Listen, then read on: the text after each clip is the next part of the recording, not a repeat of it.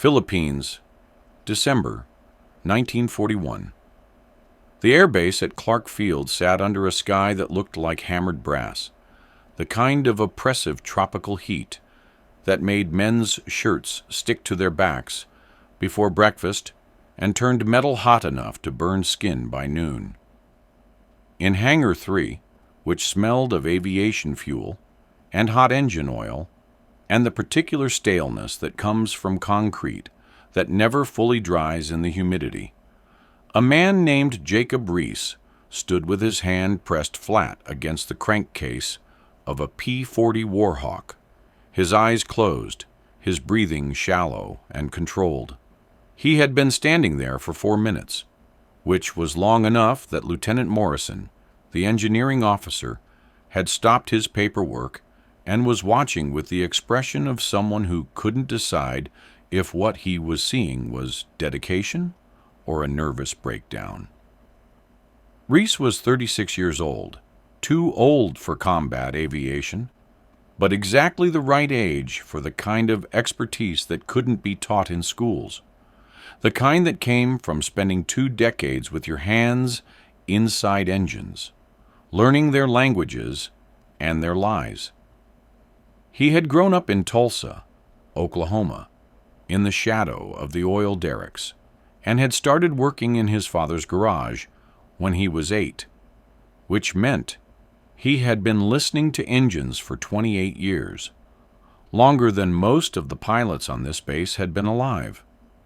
His hands were scarred from 1,000 small burns and cuts, the kind of damage that comes from working with machinery that's hot and sharp and unforgiving, and his fingernails were permanently darkened with oil that no amount of scrubbing could remove.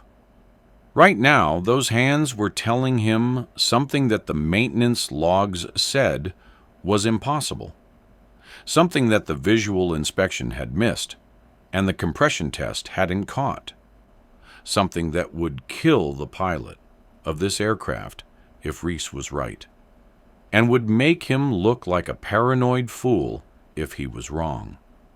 The P-40 had logged 73 flight hours since its last major service, which was well within acceptable limits, and the engine had passed every standard check that morning, showing normal compression, clean oil, proper magneto function, and no unusual vibration or noise during the run-up. The aircraft was scheduled to fly combat patrol in 2 hours, part of the defensive screen that was supposed to protect the base from Japanese attacks that everyone knew were coming but nobody could predict. But Reese could feel something wrong in the engine, could sense it through the metal of the crankcase, a kind of wrongness that he couldn't name but couldn't ignore. The same sensation he'd felt 3 times before in his career. 3 times when he'd grounded aircraft over the objections of officers who thought he was being overcautious. And 3 times when subsequent teardowns had revealed catastrophic failures waiting to happen. A cracked crankshaft in Pensacola, a bearing about to seize in San Diego, a valve spring that had fractured 90% through in Hawaii. He had learned to trust that sense the way other men trusted instruments, because instruments could lie. But the engine always told the truth, if you knew how to listen. Morrison finally walked over, his boots echoing in the hangar's emptiness, and said, "Reese, what's the problem?" And Reese opened his eyes, but kept his hand on the crankcase and said, "This engine's gonna fail, sir." And Morrison looked at the maintenance log in his hand and said, "Says here, it passed all checks this morning." And Reese said, "Yes, sir, it did." And Morrison said, "Then what exactly are you basing this on?" Which was the question Reese had been dreading, because the honest answer sounded insane, and the dishonest answer would be a lie, and Reese had never been good at lying.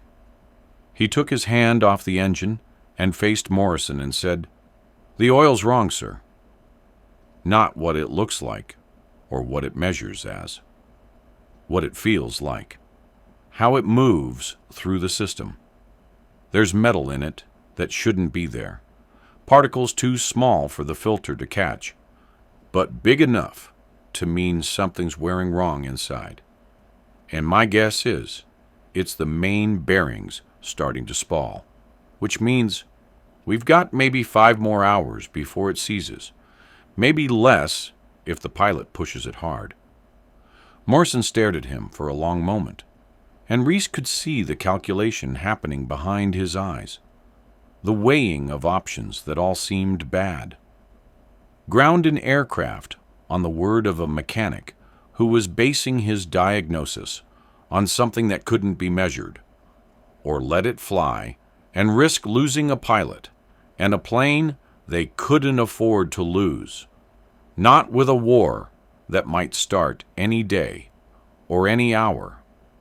Morrison made his decision the way good officers sometimes do, trusting the expertise of the men under them, even when that expertise couldn't be explained in ways that made sense on paper.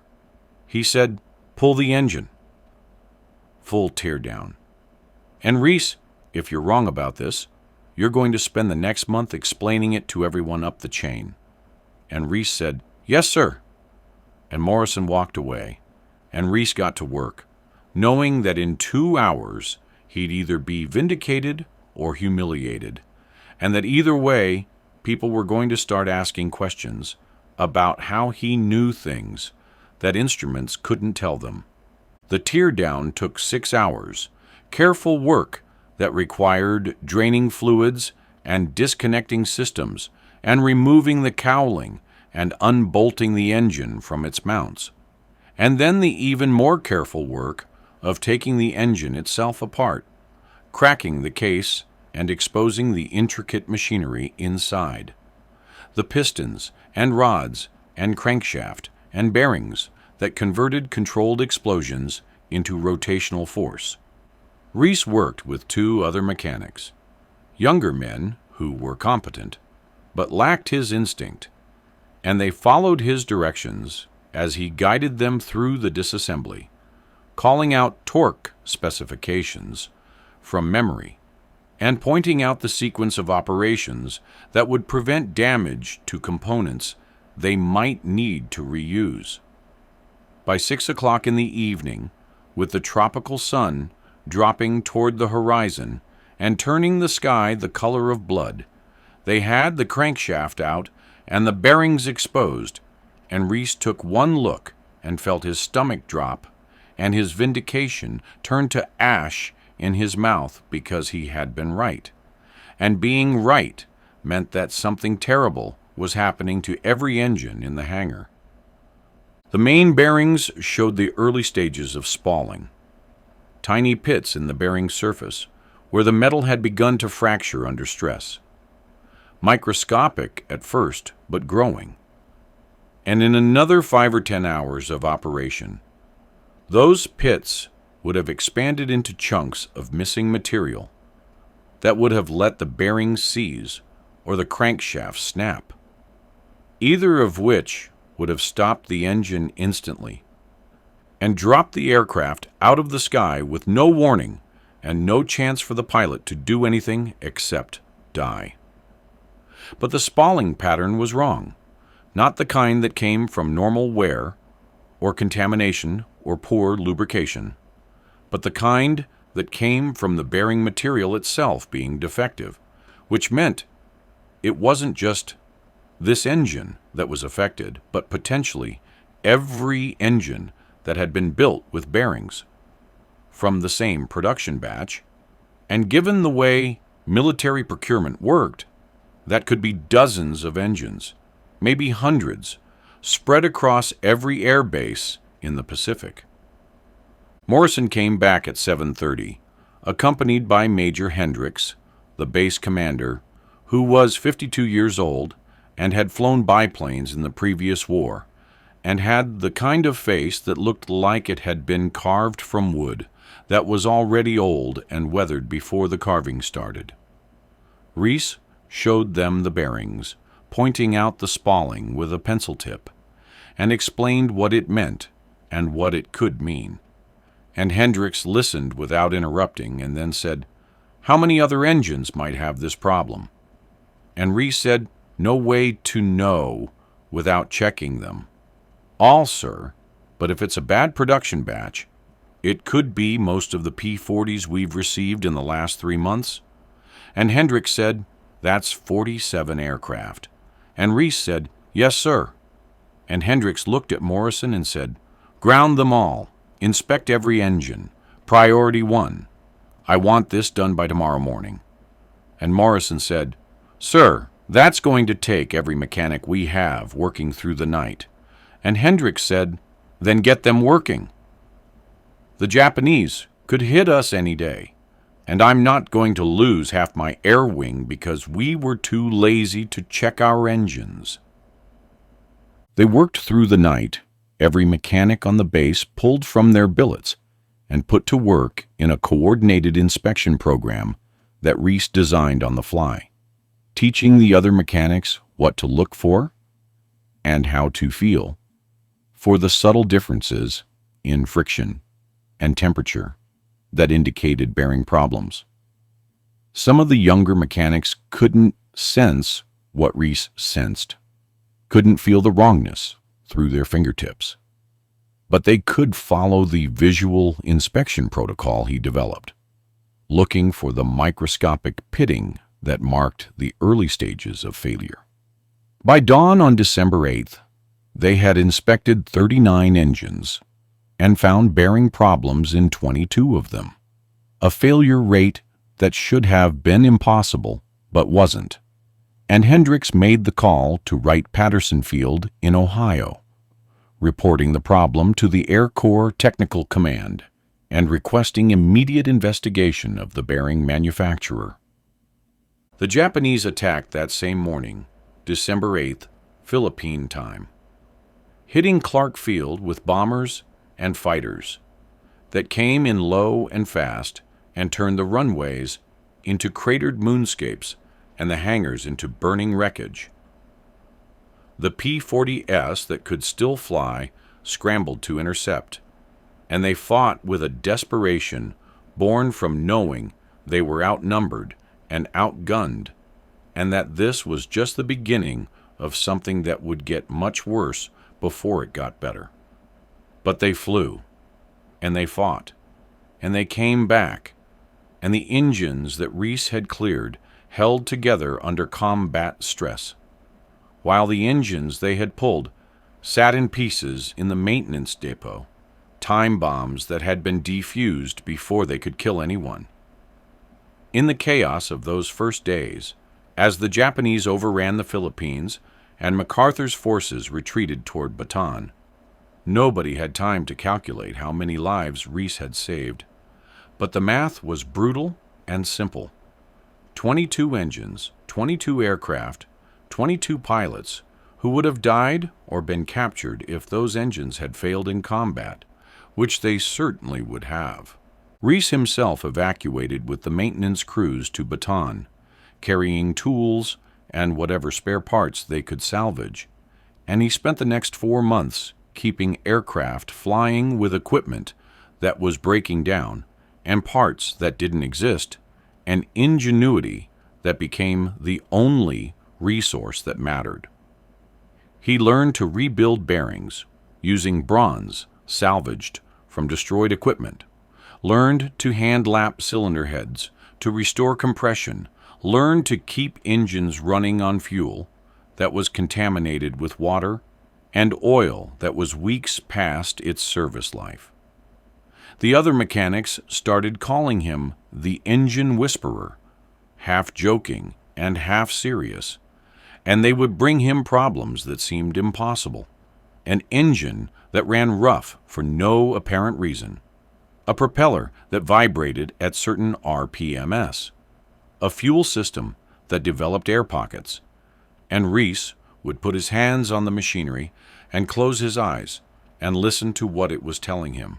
And more often than not, he would find the problem that instruments couldn't detect and logs couldn't explain. There was the P-40, that kept losing oil pressure intermittently, a problem that 3 other mechanics had tried to solve by replacing the oil pump and the pressure relief valve and half the oil system. And Reese had put his hand on the oil cooler lines and felt a pressure pulse that shouldn't have been there, traced it back to a crack in the cooler core that only opened under certain temperature and pressure combinations, and fixed it with a patch made from a flattened tin can and some high-temperature sealant that he mixed himself from materials that weren't designed for the purpose but worked anyway. There was the bomber engine that was running hot on the number 3 cylinder, and every mechanic who looked at it checked the obvious things: spark plug, valve clearance, fuel mixture, and found nothing wrong. And Reese had pulled the cylinder and found a hairline crack in the cooling fin that was so small you could barely see it, but was enough to reduce heat dissipation and cause the cylinder to overheat. And he had repaired it with a technique he'd improvised involving silver solder and a prayer. There was the transport aircraft, with a vibration that the pilot swore was getting worse. Vibration that didn't show up on any instrument, but that the pilot could feel through the controls. And Reese had climbed into the engine nacelle and felt the propeller shaft with his bare hands and detected a barely perceptible wobble that indicated the reduction gearbox was coming out of alignment, caught it early enough to prevent a catastrophic failure that would have torn the engine off the wing. He became something of a legend among the pilots and crew chiefs, the man who could diagnose problems that nobody else could see. But Reese didn't think of it as anything special or mysterious, just the application of experience and attention to detail, the kind of expertise that came from caring enough to learn the language that machines spoke. He had grown up around men who could tell you what was wrong with an oil derrick by the sound it made, could predict when a pump was going to fail by the smell of the grease, could sense problems in machinery, the way some people could sense changes in the weather. And he had always assumed that this was just what competent mechanics did, that everyone could do it if they paid attention. It wasn't until the war that he realized his ability was unusual, that most mechanics worked from checklists and procedures and couldn't sense the subtle wrongness that indicated incipient failure. And by the time he realized it, he was too busy keeping aircraft flying to think much about the implications. When Bataan fell in April 1942, Reese was evacuated to Australia, along with what remained of MacArthur's air units, and he spent the next 2 years moving from base to base as the Allied forces pushed back against the Japanese, always working in maintenance depots where broken aircraft were rebuilt and damaged engines were restored, and the impossible was accomplished daily by people who didn't have the luxury of saying something couldn't be done.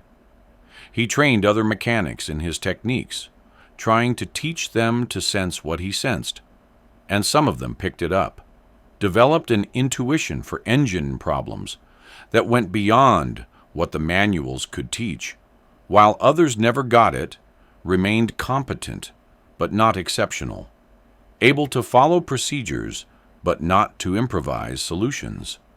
Reese learned that the ability to sense mechanical problems was partly innate and partly trained, that some people had the neural architecture for it and others didn't, but that everyone could improve their diagnostic skills if they were willing to pay attention and learn from experience.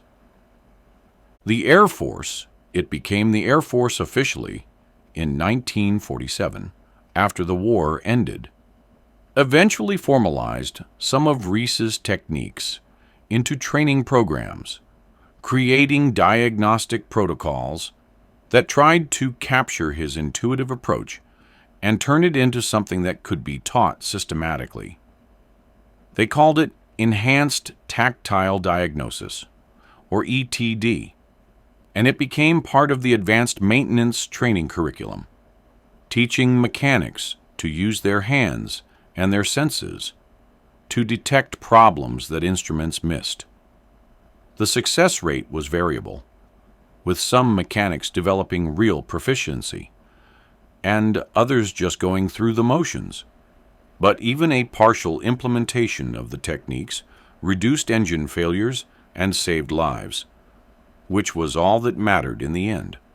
Reese himself stayed in the Air Force after the war, working in maintenance and training roles, eventually retiring in 1962 as a Chief Master Sergeant after 21 years of service. He went back to Tulsa and opened a small aircraft engine repair shop that served the local aviation community, crop dusters, and private pilots, and small charter operations. And he worked there until his death in 1989 at the age of 84.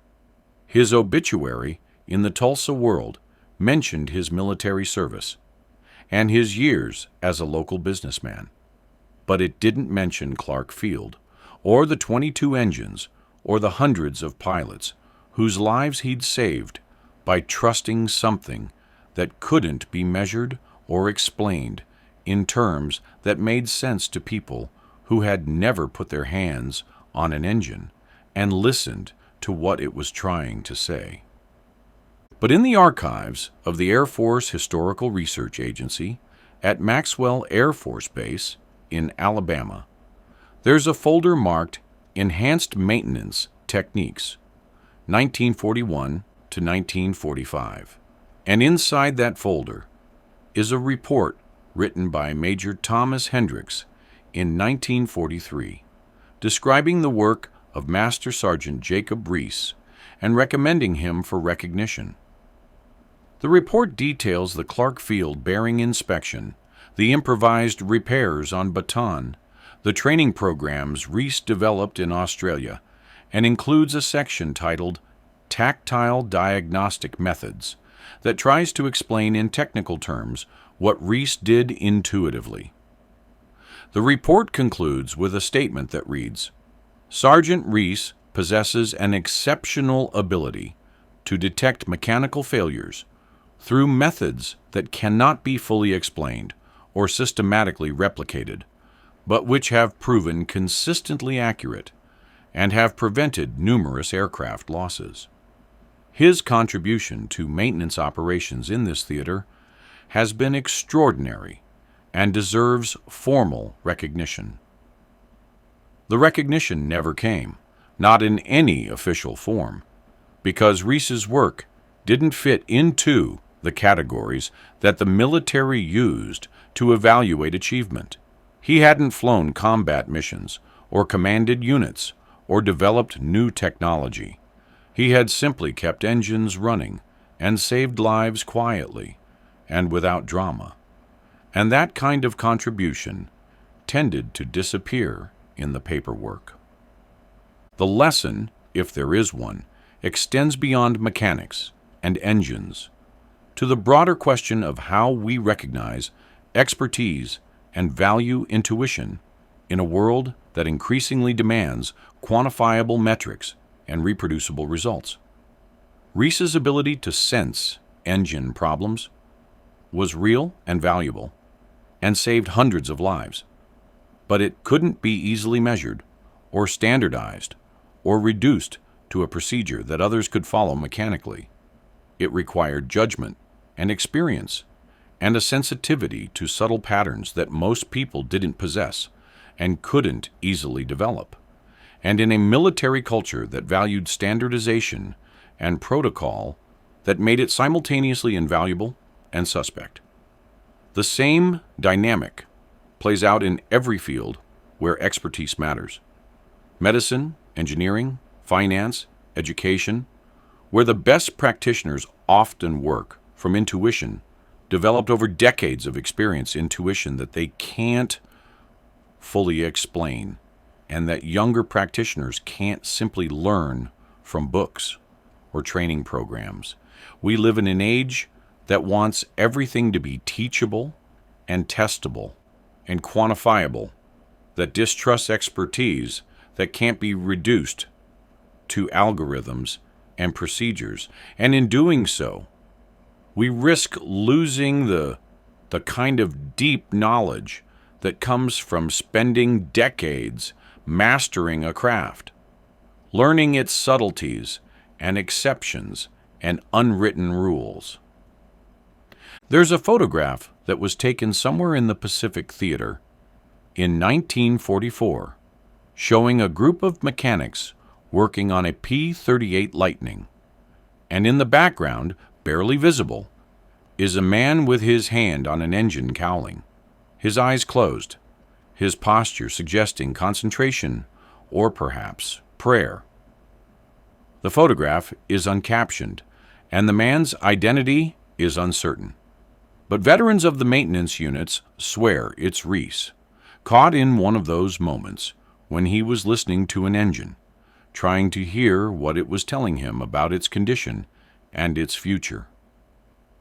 The photograph survived in someone's personal collection and was eventually donated to the National Museum of the Air Force, where it sits in a filing cabinet with thousands of other uncatalogued images from the war, fragments of a story too large and complex to ever be fully told.